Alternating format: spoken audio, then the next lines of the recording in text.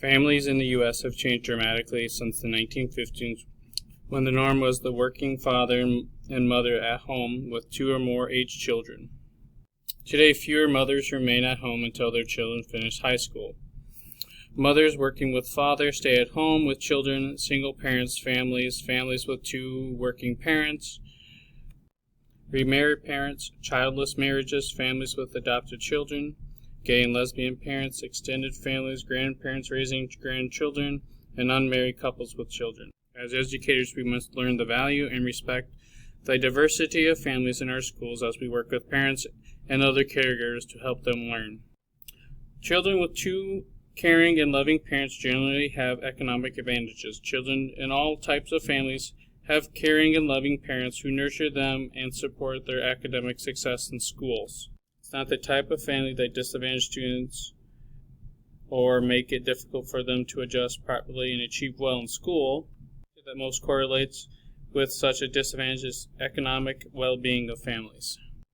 Sometimes teachers develop a self-fulfilling prophecy about students in non-traditional families not being able to achieve academically. Instead, we should have high expectations for academic success for all students and do everything possible to help meet these expectations. Parents and caretakers are critical in setting the stage for future learning during the early years before children begin school. Reading to children and limiting the amount of time children spend watching TV have a strong relationship to reading scores. By age 4, the children of professional parents have a much larger vocabulary than other children. Access to resources such as books, computers, and internet also contribute to academic success. Teachers and parents need to work together, setting high standards and helping young people meet them. Family members have lost their jobs or worry about losing their jobs as well as their homes. Teachers report that more students are coming to school hungry. 7 in 10 parents, or 65% of students, worry about their families having enough money to cover the basic needs.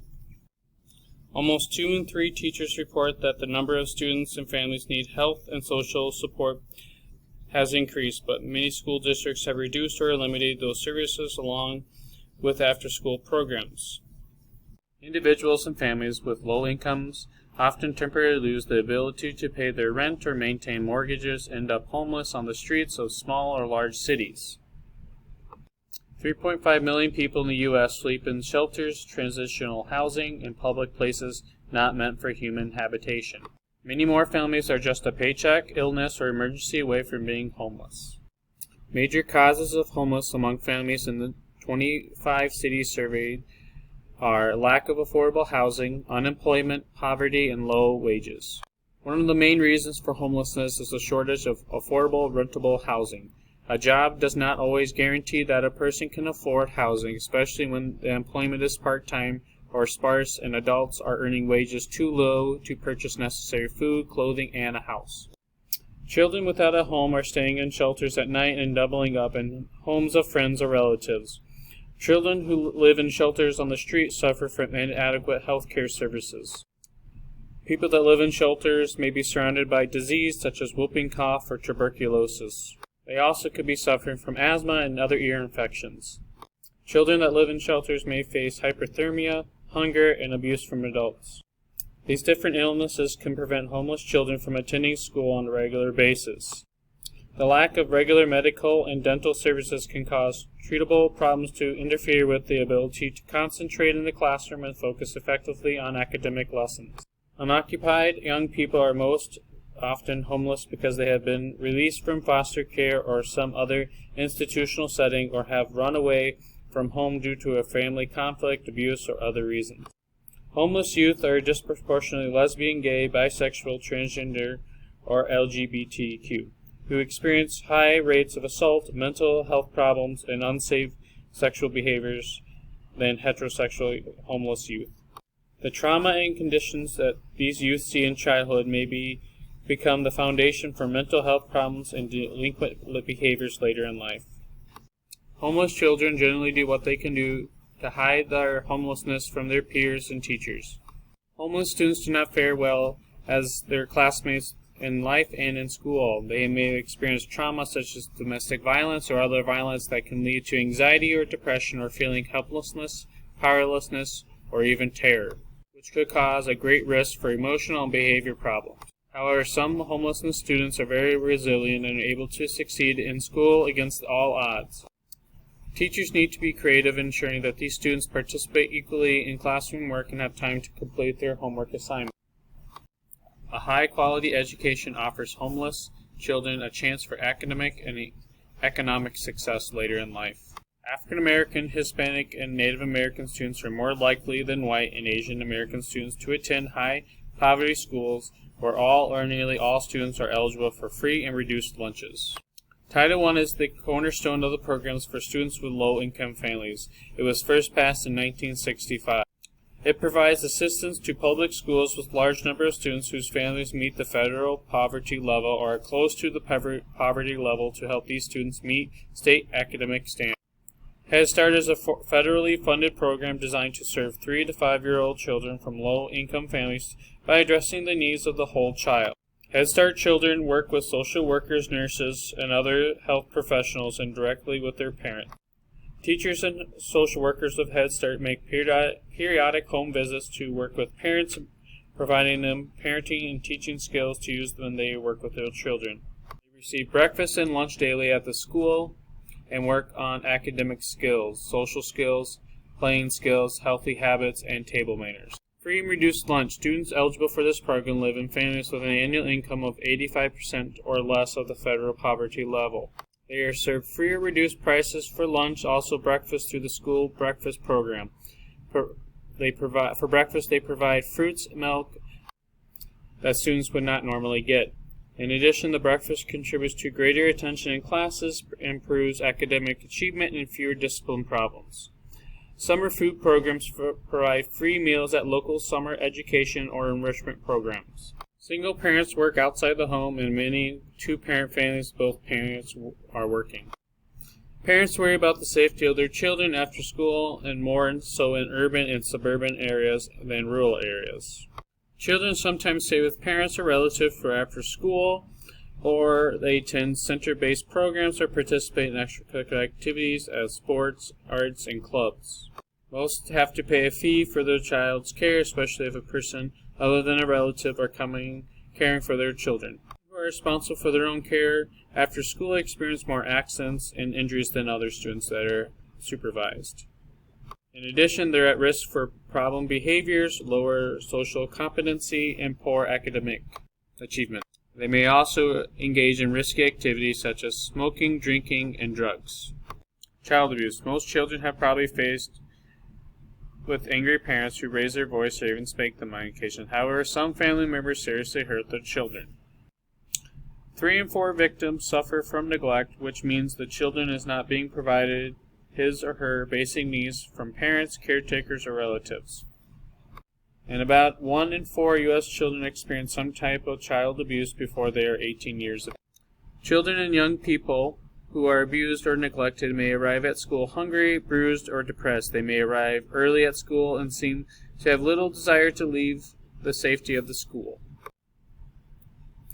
These children, like all others, need teachers who care about them and retain high expectations for them and provide hope for their future. Bruises, burns, broken bones, depression, withdrawal, extreme thinness, nervousness that appear more often than one should expect may be signs of abuse. Harassment is not rare in schools. It is common occurrence for many students, unfortunately. The harassment of both girls and boys occur electronically via text, email, and social networking, as well as in person in hallways, classrooms, or in cafeterias of schools.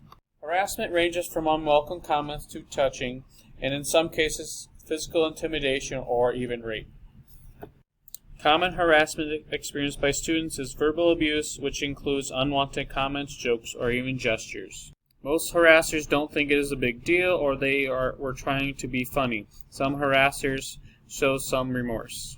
Teachers can help students know the inappropriateness of such behavior by confronting it when it occurs. It has been found that school climate found that academic success is negatively affected when students feel unsafe or uncomfortable in the school. Bullying in schools. The aggression can be physical, hitting, tripping, verbal, name-calling and teasing, or relation or social, spreading rumors, leaving out of a group. It could be the bully may be the student who pushes them out of the cafeteria line or forces others to turn their money over or do his or her homework. In some cases, the bullying takes the form of belittling students, calling them names, making them do things they don't want to do, and exclude them from activities or on purpose. Sometimes the outcome of the bullying is assault or murder. Factors that are associated with bullying behavior include defiant and disruptive behaviors, a history of harsh parenting by caregivers, and attitudes accepting of violence. Students that are bullied are at increased risk of emotional stress, including depression, anxiety, sleep problems, and poor school adjustments. Bullying can occur electronically via internet and cell phones, social networking, websites, chat rooms, emails, instant messages, and texts.